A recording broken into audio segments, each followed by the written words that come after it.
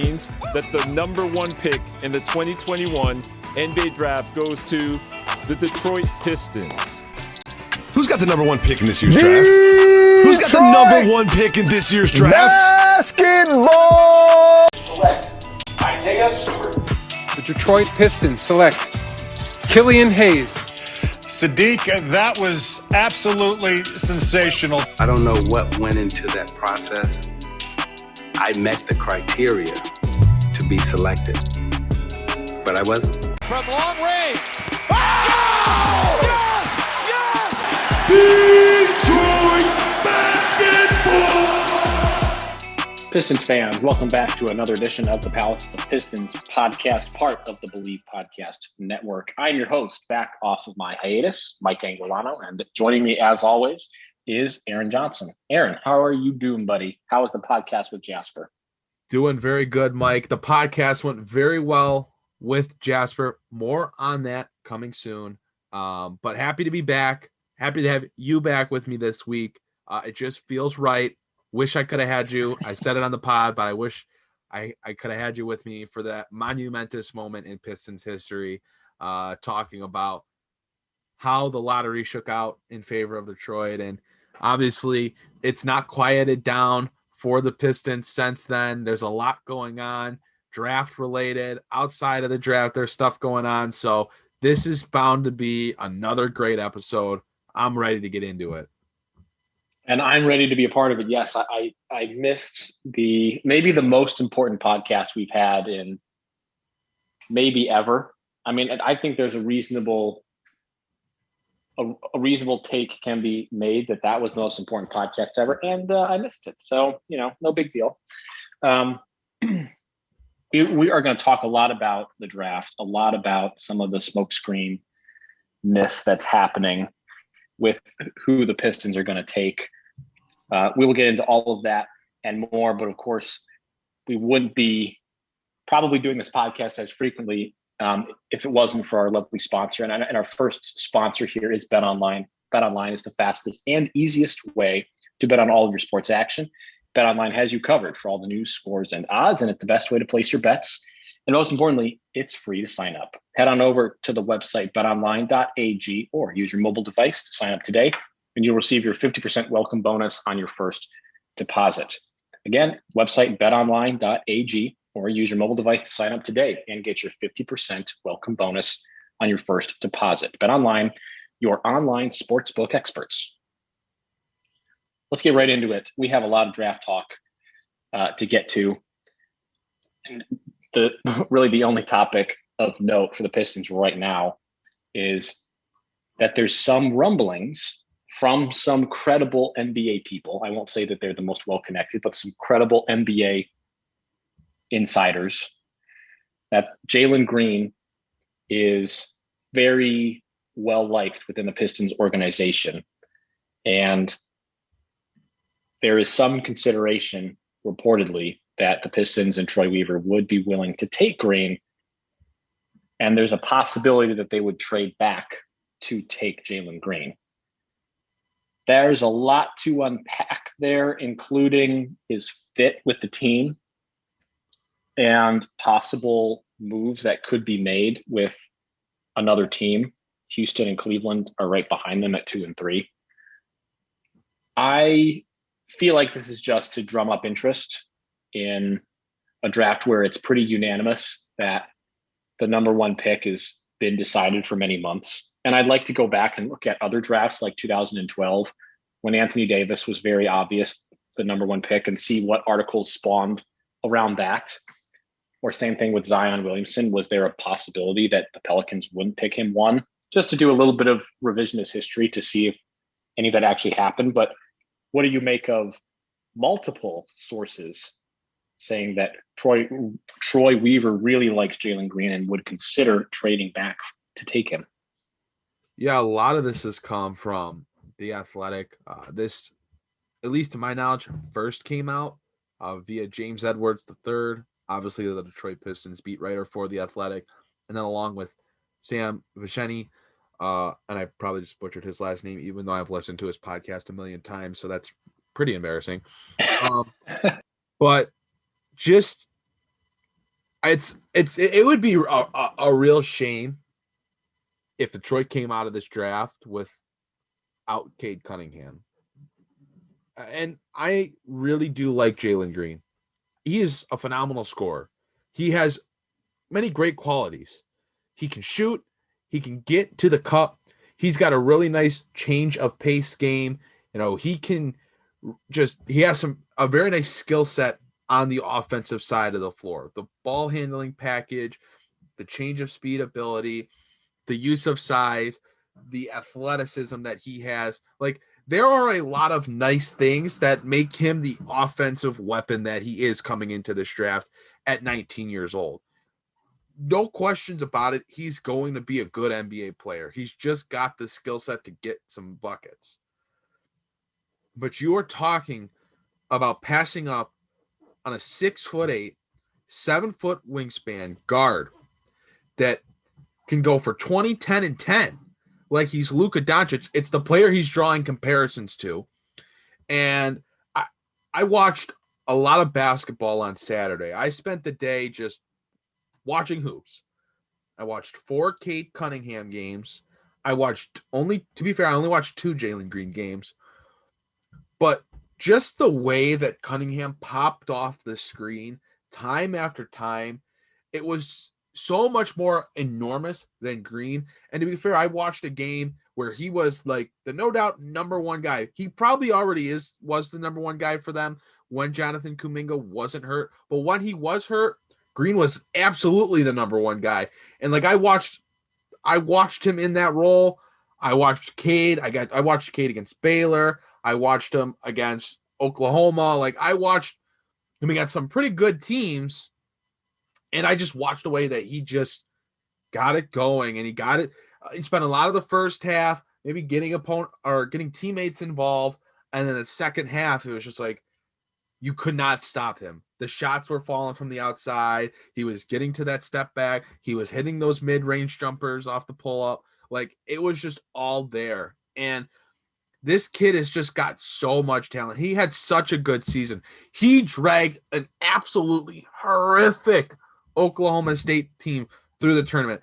I can't tell you how badly I wanted to gouge my eyes out when some of his teammates touched the ball. Avery Anderson. Oh my goodness. You're talking about these guys that just turn the ball over like it's their job. And that Oklahoma State team without Cade Cunningham would not have been a Division I basketball team. But Cade made them a legitimate, he dragged them to wins.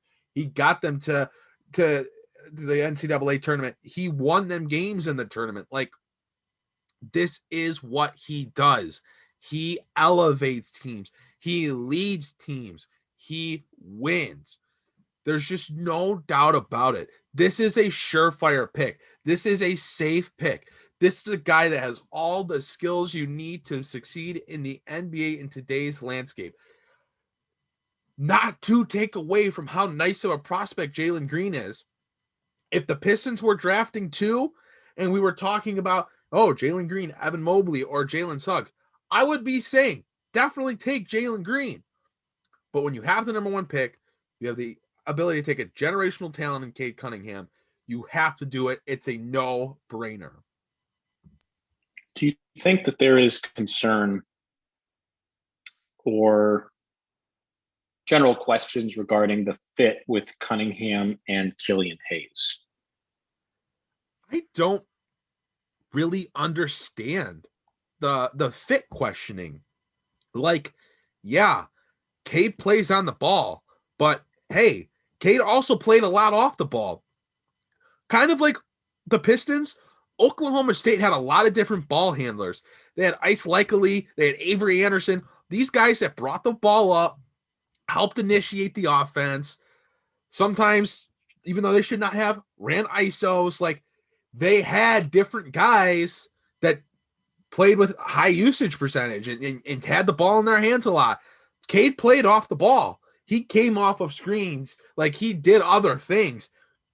He's allowed to do that. Like, just because he's known as the 6'8" guard, like, doesn't mean he can't play and didn't play off the ball at all. And that's something that Killian Hayes, like, is going to have to do in the NBA. Like, he's going to have to be able to play off the ball a little bit. Like, he's going to be able to have to knock down some catch and shoot 3-pointers and things like that. Like, there's just I just don't get the whole fit thing. Like, they're talking about being able to pair 2 guards, super high IQ, great passing abilities that can become probably the best defensive backcourt in the NBA. And we're worried about fit when there really aren't fit issues. Like, it's just a joke to me. I don't understand that whole qualm whatsoever. Cade is very capable of playing off the basketball. There are enough touches in the league in an NBA game that lasts 48 minutes for both those guys to work with the basketball. There are going to be abilities to form your rotation around, Killian's out there sometimes, and sometimes it's just Cade out there. But they're also just going to be able to play together. Like, ball handlers can play with ball handlers. It's like kind of like Fred VanVleet and Kyle Lowry. Now, obviously, Fred VanVleet is a very well-established guard off the move. He doesn't have to be on the ball to be successful, but he's a point guard, and he's able to play, and he's able to initiate when he gets that opportunity. But he can also play off the ball. Like, it's just it's comical to me that there's this debate about fit when you're talking about drafting a generational talent. Like, and guess what? If it really is a fit issue, which it isn't, but if it really was, then trade Killian Hayes, because Cade Cunningham is a star. You're talking about drafting the guy you build your team around. If there really was a fit issue, which there isn't, you would trade Killian Hayes. You're talking about getting a star. It's that simple. I think you're right. I don't think it's about fit. I continue to think it's just some way to drum up a story. I mean, obviously, we have a lot of time between now and the draft. We have to fill it with something. And it's entirely possible that Troy Weaver does like Jalen Green. I lose the feeling a little bit when we hear seriously considering drafting him. I don't think that the two necessarily need to be together. You can like a prospect a lot and know that you're not going to draft him, or that you might not get him. And I think trading back for Green would be too much galaxy brain for Troy Weaver. Just keep it simple and don't try to be cute by moving back one spot. I saw somebody on Twitter pose a question of number 2 and Christian Wood for 1. And I'm thinking, what are we doing here? It's like working along the margins in the wrong way. And Cade Cunningham, like you said, is a talent that doesn't require, all this preparation. You have the team. You get Cade Cunningham. You assemble your team around him. And I think you already have pretty darn good pieces around him. That would make a lot of sense between Bay and Stewart and Hayes next to him as another ball handler. It makes too much sense to trade him. To not draft him. It is too galaxy brain to trade that pick. And with the question of fit, I mean, most of these teams now, the high-end teams have 2 ball handlers. They have 2 playmakers at any point. It's what has been dragging the Cavaliers back, and it's why they are probably maybe going to move on from Sexton, is they don't have 2 decent playmakers to keep the offense fresh and moving around. You need 2 ball handlers. You need 2 playmakers, and Cade and Killian can provide that while providing very good defense. And Cade can guard more than just point guards. He's long and tall. He can cover a lot of ground. Jalen Green is a really good prospect, and he's who I hope the Cavs end up with at 3. But you're just doing too much. You're doing too much thinking if you're going so far as to move back 1 spot for Jalen Green. I mean, you have to be enamored with him. I think even if Cade suffers some sort of an injury, I think it's still Cade Cunningham 1 overall. If Kyrie Irving and James Harden can play together with also Kevin Durant on that team, I'm pretty sure you can figure it out with Killian Hayes and Cade Cunningham. Right. all of these teams have multiple guys that play on the ball. Chris Paul and Devin Booker. I mean, like there's a million examples that you can use here. And it's just trying to, I guess, nitpick. If it's coming from Pistons. Well, it's definitely that. It goes along with this is why we can't have nice things way of thinking when you try to ruin it by coming up with issues that aren't issues.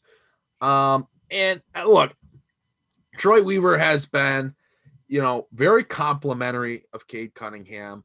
This could be him trying to spice up trade interest and, doing some different things behind the scenes. But by all means, like, I'm very confident that Cade Cunningham is going to be the number 1 pick in the draft. By all means, I'm very confident that Cade Cunningham is going to be a Detroit Piston. Like, yeah, you can like Jalen Green. He can be a nice prospect, but Cade Cunningham's going to be a Detroit Piston if they're drafting one. I just don't see Troy Weaver. Like you said, I think that's the perfect way to go about it, and saying that it's like too much galaxy brain by drafting someone like Jalen Green or Evan Mobley over Cade Cunningham. So that's really my thoughts on it. Like I just think you can like a player, doesn't mean that you're taking him. Exactly. And we had talked all season about shooting guard was kind of the weak point. Jalen Green does fit exactly what they needed, but you're in a position to take a generational talent kind of guy. Like you said, it should not be this difficult. And I really don't think it is this difficult. I think this is a matter of national media, big media, drumming up interests, getting clicks before the draft. It's after Cade Cunningham where things get a little bit interesting in terms of the order and teams potentially moving up or trading back. But I believe Brian Windhorst reported he'd be very surprised if anybody in the top 3 traded back. Yeah, I mean, and like Cade goes 1. Houston can go either way. Like they can go Evan Mobley or they can go Jalen Green. And I obviously you mentioned you like Jalen Green and you hope he's who the Cavs get at 3. But if Houston took Jalen Green, the Cavs would still be well off with Evan Mobley. Yeah, even if they got to figure out Sexton and trading him, like, and there would have been an opening at the guard spot. Like, yeah, that's unfortunate, but Evan Mobley's still a very nice prospect. Should be a good player. Like, that's someone to get excited about. I think if you got a top 4 pick, like you're pretty excited in this draft about the guys you're. Obviously, if you're 1, you're just a little bit more excited because you're getting the guy that just really looks like he is the one. Yeah. Yeah, and Houston can go either way. It'd be interesting to see what they do. Mobley and Green are both very, very good choices. The Cavs get third option, which is fine. They need good players. But this should not be as difficult as it's being made out to be. Cade Cunningham should definitely go number 1. And there's really no bones about that. And speaking of bones, I can't stand when I'm eating meat, getting a bone, fish bone, wing. I honestly, this is maybe a hot take. I don't necessarily like bone in wings. Hey, all I'm saying is if I go to B-Dubs, give me the boneless wings. No doubt about it. Every single time. I'm good with boneless wings. I can't do bone. They're a pain in the ass. They are. I feel. They are. It's I don't want to have people at work when I'm trying to eat. Like, it's just common sense. Exactly. I mean, okay, fine. They're chicken nuggets, whatever. I don't care. Fine. I'm enjoying what I'm eating. I don't have something I don't have sauce all over my fingers. Yup. Preach. Easy transition to a side. That's a hands-on side. I mean, what are we doing here? I get that you want to have the bones and it looks more caveman-like with a bone and some people like that, but no bones for me. But it is important to have pretty good meat on that bone. That's the important part. And with our next sponsor, Moink meat is very delicious. You can get Moink meat right now. And right now, there's just 4 companies that control 80% of the meat industry, which, as I've said on previous pods, is pretty bad. Because big food crushes the little guy. That's why we've only got 4 companies. And there's lots of documentaries you can watch about all this. But you can help change that with moinkbox.com. The best bacon, the best steak, the best chicken, even boneless wings maybe, and the best salmon you'll eat. It doesn't come from a grocery store. You'll only find it on the family farm, and it's caught by independent Alaskan fishermen. I presume that that's the salmon. That's why you need moinkbox.com. Join the Moink movement today and go to moinkbox.com. That's MOINK box.com/believe, BLEAV.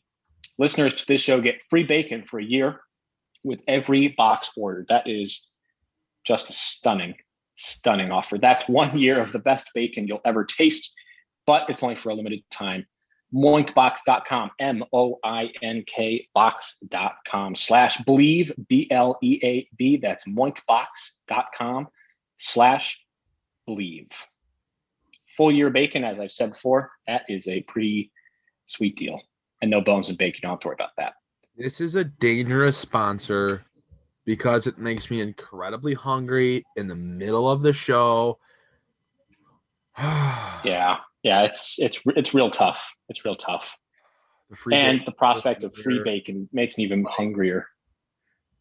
Man, might just have to go throw in an order real quick. Like, if I stop talking in the middle of the show, I'm looking at the boneless ribeye, maybe the chicken drumsticks, because I don't know. I mean, okay. You got options. That's salmon fillet. Okay. All right. I'm in. And sent to you. Yeah. No, that's even better. Wow. Okay. Even better. Free bacon sent to you. That's pretty cool. Again, that's moinkbox.com/believe. Sheesh. Oh goodness. All right. Good stuff. I might be throwing in an order here mid-show. That's all right. We can keep going though. Well, I'll just vamp about our next topic, and that's Jerami Grant being named to Team USA Basketball. Kevin Durant, Damian Lillard, who we'll get to later, fought for him to make the team. It's pretty cool. I mean, Jerami Grant going from the Nuggets afterthought last offseason to not being worth the money to coming to Detroit, betting on himself, wants to play for Troy Weaver, wants to play for Dwayne Casey. Now he's on Team USA with 2 of the league's biggest stars trying to get him on the team. That's pretty fun. I'm not the biggest Olympics fan. I do watch Team USA basketball, and I will again watch it this year, but it's very cool to see Jerami Grant go from not signing with the Nuggets to being second and most improved player. Now he's on Team USA with 2 stars, fighting to get him on the roster. Yeah. And look, like, it's a great story, and to spin it in a different direction, it's a great opportunity for a couple of things. One, obviously the development, getting to go across the world to play with the best players in the world, practice with them, scrimmage with them, just be around them, soak in their knowledge for, whatever the Olympics is, a month, a couple months, whatever. Like, just such a great opportunity for development for all of those guys. But Jerami Grant at 26, like, he's still a really young player. Like, there's still obviously another level to him. Like, that's just a great opportunity for him in regards to player development, player growth. The other side of that is it's a great opportunity to maybe get out there and build relationships and say, look, me, Cade Cunningham, you, NBA championship, right? I mean, you look at that list. Hey, Dame, I mean, maybe you and Cade might not be able to play together. Maybe the fit's not there because you guys both play on the ball, but that would still be a nice team. I mean, just there's some great players to go there with, build a relationship with. Some of those guys going to be free agents. Bradley Beal. It's just, that's an opportunity as well. I always like to think about that. I think we spent, maybe not so much recently, but because obviously we didn't have the Olympics last year, so it's been a little bit, but we went back, 4 or 5 years ago, whatever it was. And we were like, what relationships were built that made these free agent signings possible. And you look at the Olympic team and say, oh, they played together. Oh, you see these pictures of them talking and laughing at practice at the Olympics and things like that. And hey, it really is an opportunity for something like that. And it's when you can send a representative there from your team. Obviously, Jerami Grant going to talk about a lot of great things that he experienced in Detroit, and it would definitely resonate with some of these other players. So I think it's great for him. I think it's great for the Pistons, and it'll be exciting to see what he's able to do. Hopefully, he'll play a pretty significant role with them. I mean, obviously, there's a lot of talent there, but looking at some of those guys that are going to be on the team, Chris Middleton, Devin Booker, a couple of those wings, like, they're going to play a lot of basketball in a short amount of time.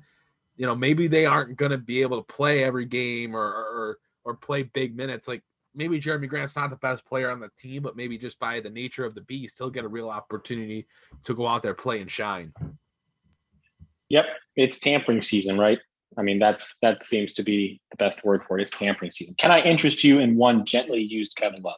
Well, I was going to say, if there's one player you don't need to bring back to Detroit with you, it would be Kevin Love. I'm sorry, Mike, but it's just not. I tried. It's just not going to happen. I'm sorry. I tried. It's okay. It's okay. I mean, you did take Andre Drummond, but I'm sorry. We're just in a different point right now. Detroit's not ready for that again. Detroit, I get it. Trying to figure out if they actually want Cade Cunningham after all of this. So that's where we're at right now. Yeah, I will believe it when I see it. No, that's fine. I am very happy for Kevin Love. He gets to go and play as well. I mean, hey, maybe he could coerce one of those superstars to get their team to trade for him. That would be ideal. Take on $60 million owed. That's got to be the goal for him. Like, I don't know, like what. I mean, people have talked about Kevin Love to Portland for what, a half decade. I mean, it seems like he's been, like, one of those names always thrown around when Portland's looking for someone.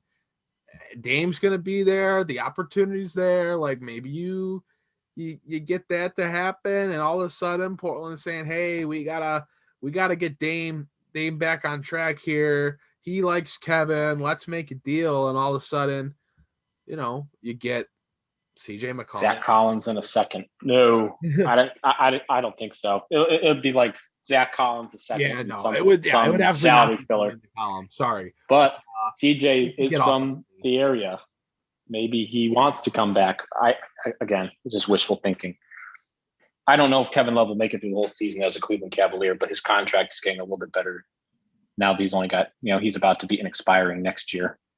And no contract is unmovable anyway. We've seen that right time and time again. Oh, this guy's got the worst contract in the league, proceeds to be traded 2 weeks later. No contracts ever unmovable. So right. There's no concern in that regard. No, but we're very happy for Jerami Grant. I can't wait to see him play with Team USA. That is a great, great opportunity. I mean, a lot of these guys, I mean, Carmelo Anthony maybe has most recently the most notable overseas career with the Olympics. And I mean, that's something that you take with you if you go to the Hall of Fame. And that's on his Hall of Fame ballot, is all the gold medals and all the success playing in the Olympics. So very good for Jerami Grant. Again, can't wait to watch him play, and with some of the league's best, which I think will be really, really fun to watch too. And we had mentioned Damian Lillard being one of those players fighting to get Grant on Team USA. And that's really the talk of the NBA right now, is Damian Lillard. Not about him and Jerami Grant, but about him maybe wanting out of Portland, which is a league-altering type of move. There's not a whole lot of league-altering moves that that come around so often. Ben Simmons is not a league-altering move. Damian Lillard changing teams is a league-altering move. Yeah, and that's an interesting decision. Or it's an interesting – I think it was interesting how he went about it. I'll rephrase. Like, he just went to his buddy in the media, Chris Haynes, and said, "Hey, drop this piece for me," essentially. This was just Dame calling up Chris Haynes and saying this, and this, and telling him to publish it. And look, right, there's a lot going on in Portland right now. Dame is in an interesting position. But I also don't like this. Also seems like a very like I don't know, like character style move, like Dame trying to preserve himself with fans and the media, etc., by going to the media and saying, "I want out now," like, or I'm thinking about wanting out. Like this puts the Blazers in an interesting spot. Like, obviously they've made some changes, but is this where they really have to go out now and sell whatever quote unquote farm that they have to go get someone to put with Dame and try to satisfy him? To me, stuff started to unravel rapidly after Terry Stotts was fired, and Dame said that he loves him. It's a coach he grew up with, and or rather, it's a coach that he developed with and had a lot of playoff runs with. And you saw his comments after Terry Stotts was let go, and they were very poignant about how much he cared about Stotts, and that means a lot. The second really weird thing was Neil O'Shea going up and saying that none of this was his fault, and basically it was the coach's fault that the team underperformed and lost to a Denver Nuggets team without Jamal Murray. That's a very, very interesting position to take as the man who constructed this roster that was flawed. And, maybe some things were Terry Stotts' fault. I mean, sometimes you just hit a wall. That's as high as this coach can go. He can only elevate the team so much. Then it's up to you to put the proper players around him so that he can coach them up. And that just never really happened. It hasn't happened for several years. I mean, I thought when they got Robert Covington that was the move that they needed like 3 years ago.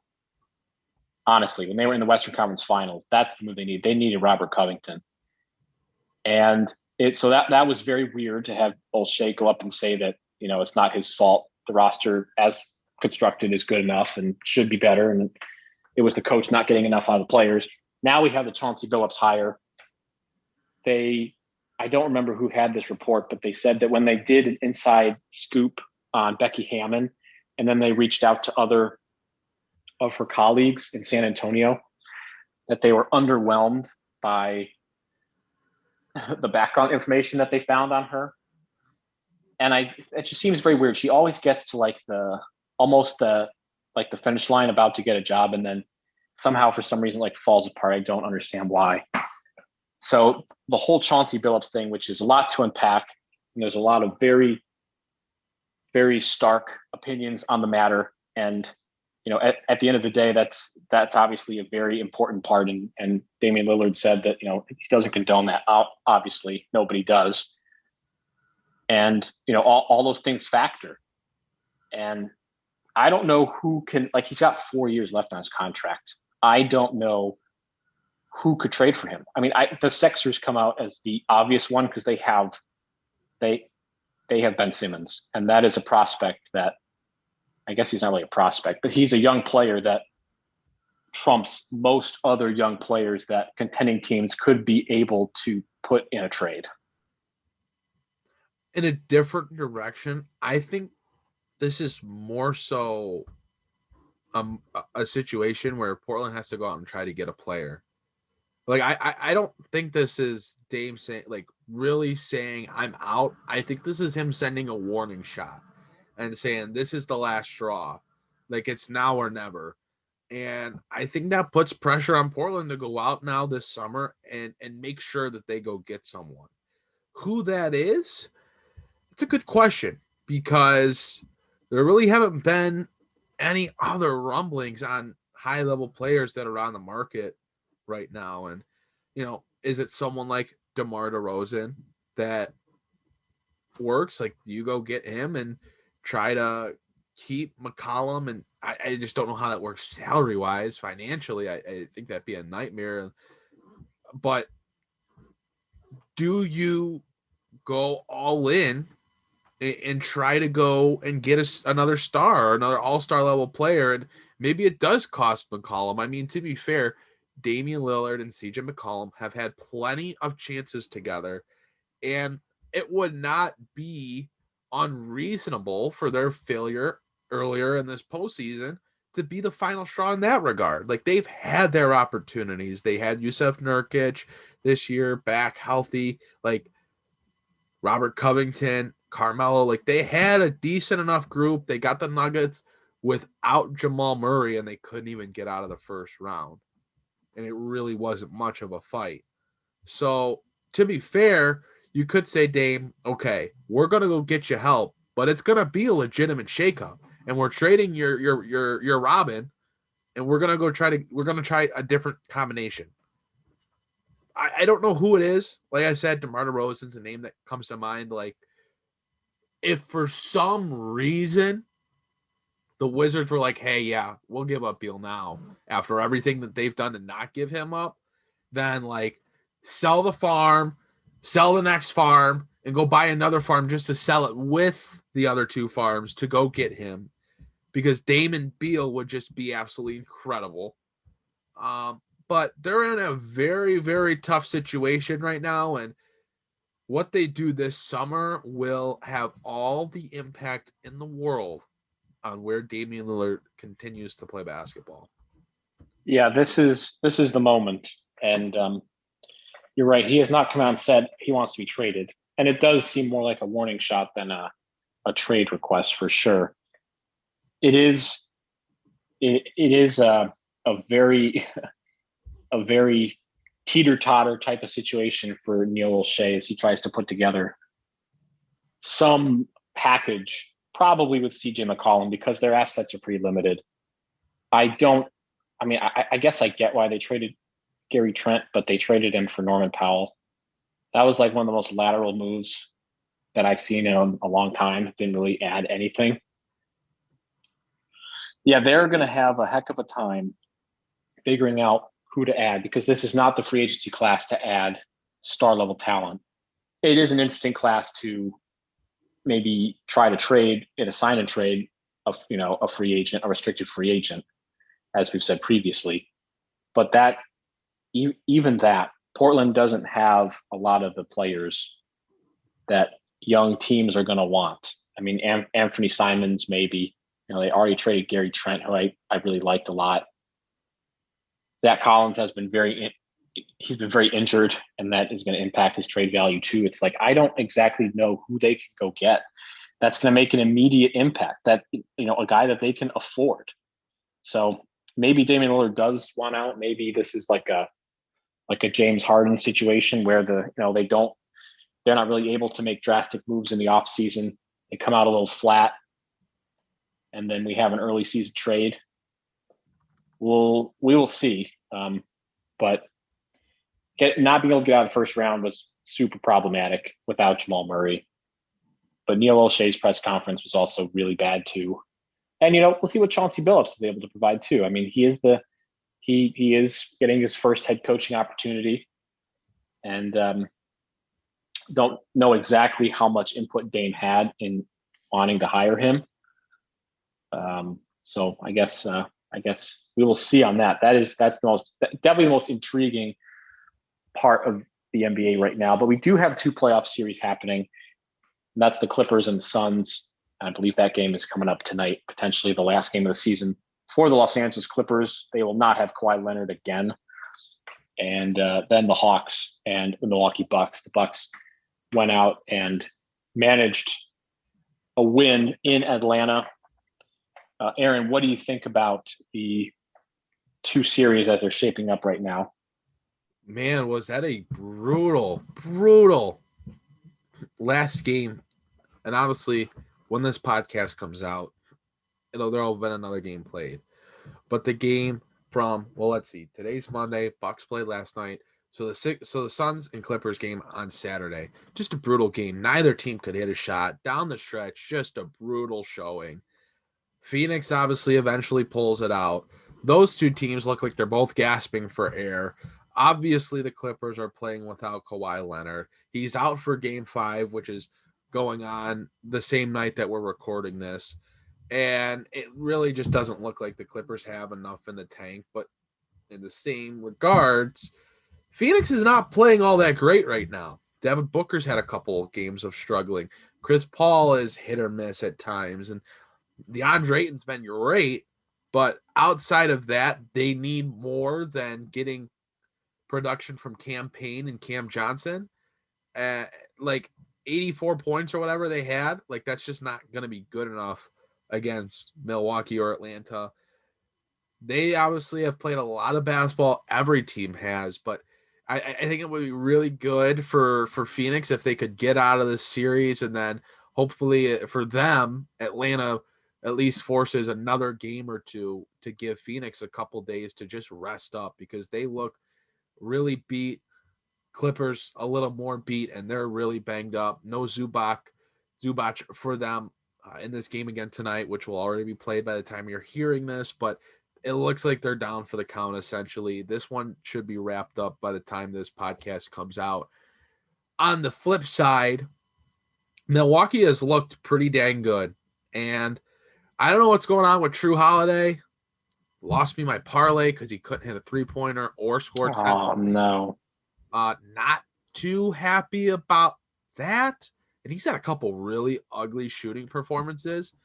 But yeah, besides the point, they do look really good. Giannis is obviously Giannis. Chris Middleton. Like, I think once Chris Middleton hits a couple shots, something just clicks for him. And it's just, he's on the rest of the way through. Like, he is the most, well, maybe not the most, but he is one of those gets hot after making a couple shots, and he just doesn't ever cool off. I mean, what he can do when he gets hot is unreal. I mean, it's top tier when he gets in that type of situation. And, you know, they're getting performances from other guys. You know, someone like Bobby Portis stepping up and providing them nice minutes off the bench. A guy that didn't play a ton against Brooklyn, but coming up in this series and making some nice plays. And obviously Atlanta doesn't have a couple of guys that maybe they would be playing. DeAndre Hunter, Cam Reddish, Bogdan Bogdanović doesn't really seem to be himself after suffering his leg injury. And then Trey just got banged up in the last game. He's questionable for their next game. So it looks like it's going to end up being Milwaukee and Phoenix. Both those teams could use some time off. I don't know if either of them are going to get it the way that these two series appear to both be wrapping up. I think that the biggest takeaway, you know, being a podcaster and, you know, working a lot with the Detroit Pistons and being a Cavs fan primarily, to me, I really don't care who wins the championship. Phoenix or Milwaukee's good with me. I like both of those. For some reason, people just can't stand the Bucks. I guess I don't get it. It's good for small market teams to go out and win a championship and to retain their star. That's a good thing for the league, I think. And Phoenix has a lot of really likable players as well. I really like both those teams. But as a Detroit Pistons writer, podcaster, and as a Cleveland Cavaliers fan, you got to look at the Atlanta Hawks and think, wow, okay, so they went from horrible to the Eastern Conference Finals. And yes, they've had help. The Knicks were not nearly as prepared for the playoffs as I think a lot of people believed that they would be. Yes, they dealt with some banged up Joel Embiid. They dealt with freakishly frightened Ben Simmons. But you know what? You play the team that's in front of you. You can't chalk everything up to good luck. You know, there are skilled players on that team. The Atlanta Hawks have a star in Trae Young. They've surrounded him with good veterans, good quality veterans who are playing really well. And I don't think are going to get the credit that they deserve for this team's run. It's going to be Trae Young being the villain and then being the villain and then being the villain and then taking on the Sixers and, you know, doing his thing and willing them to a win. But they surrounded some good young players like DeAndre Hunter, Onyeka Okongwu, who's playing really well, and obviously Trae Young, and Kevin Huerter is very good too. They surrounded them with vets. They went and got Lou Williams for basically nothing. They went and got Danilo Gallinari. They traded for Clint Capella last year. I mean, they put good players around their young guys, and now look where they're at. And Solomon Hill absolutely has been quality. And that's kind of what they try to do with Rajon Rondo too, but they have a guy who means a lot more in Lou Williams. That's the kind of trajectory. If you're looking at the Pistons' next playoff team, next huge jump, they get Cade Cunningham. They have Killian Hayes. Maybe they get Cade. Who knows? Maybe they'll just go off the board and take Evan Mobley one because they just get cold feet, according to The Athletic. This is the team that has a similar Hawks-like trajectory in that you have a bunch of high picks. You have a quality coach in Dwayne Casey. The Hawks have Nate McMillan, who a lot of guys like and has coached his behind off. And then you surround him with vets. And that's the next step for the Pistons. You have these young guys that mesh well. Then you surround them with quality NBA talent. And now all of a sudden the Pistons are in the Eastern Conference Finals.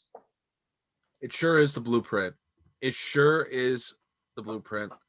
And I think this is a nice way to tie this show up nicely in a bow. And the Hawks got their young star, had some guys on the roster, made a lot of moves to build around him. Pistons have a chance to go get their star.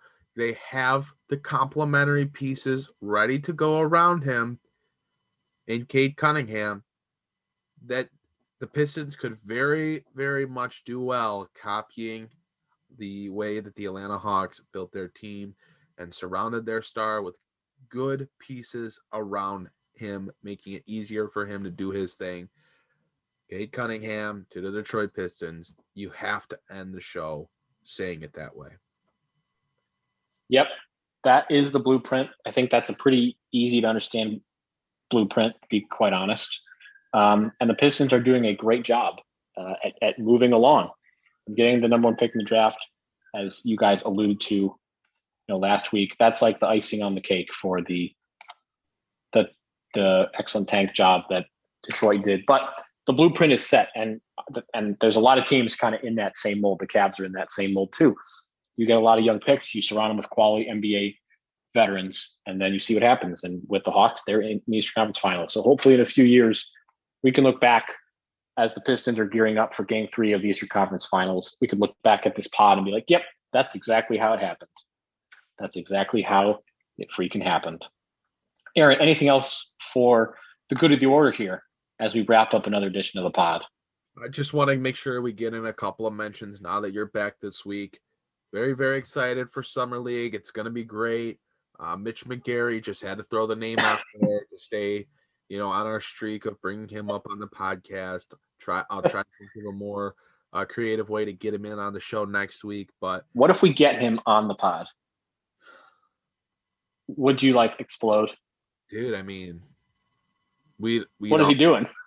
I mean, we know what he's doing right now. That's why he's not. We have guesses. Yeah. Sheesh. That. All right. Hey, I guess if you can make it happen, we'll chop it up with him for a half hour, 45 minutes. But sounds great.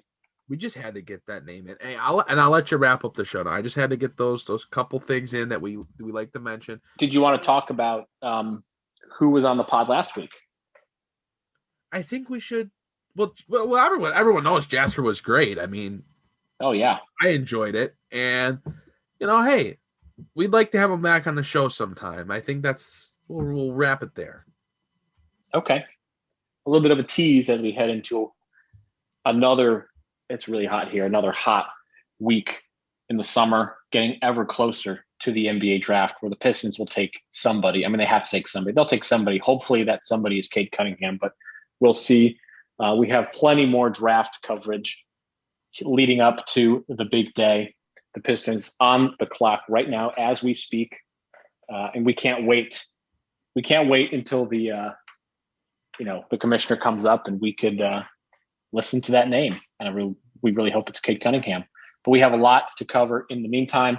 Plenty of combine talk, plenty of potential trades coming up. I think we're going to see another trade before the draft, similar Kemba Walker type vein, to move some bad salary around. I think we'll see at least one more trade. And we are going to go from there. So we're very much looking forward to it. We can't wait for you to all be there with us as well. And we hope you'll join us next time on the Palace of Pistons podcast. For my co-host, I am Mike Anguilano. For Aaron Johnson, thank you so much for listening. We will see you all next time, Pistons fans.